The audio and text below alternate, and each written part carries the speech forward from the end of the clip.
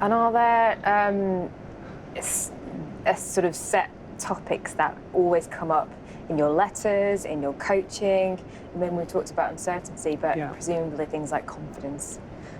Confidence, absolutely. Kind of key things that come up at times. Yeah, confidence is certainly one. A perennial, which hasn't changed over the years, is how can I get an agent? And the second perennial is I've got an agent, it's not working, what do I do? And that's always a really interesting one, because I often meet people who want to talk about the fact that they don't feel their agent is the right agent or getting them enough work. But sometimes I meet people and they've literally signed with the agent 2 months ago. Right. You know, and I'm saying, you know, honestly, it's too early to make a decision. I mean, if an actor comes to me and says that I've been with the same agent for 3 years and I've had 2 castings, well, then we can maybe decide that something's not working. But I think a lot of actors, and I say a lot of actors, I think sometimes a lot of agents as well, kind of there's a general kind of over-promising at the beginning, that there's a honeymoon period.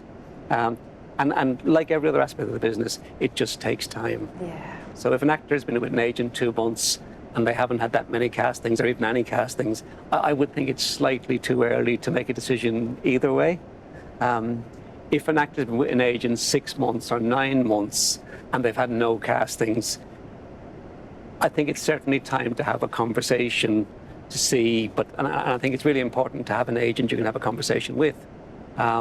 A thing that hasn't changed over the years, which I've never understood, in the sense that it's probably one thing that I certainly wouldn't want to put up with in my own career, is the number of actors who speak to me and say, I'm not really happy about how things are going with my agent.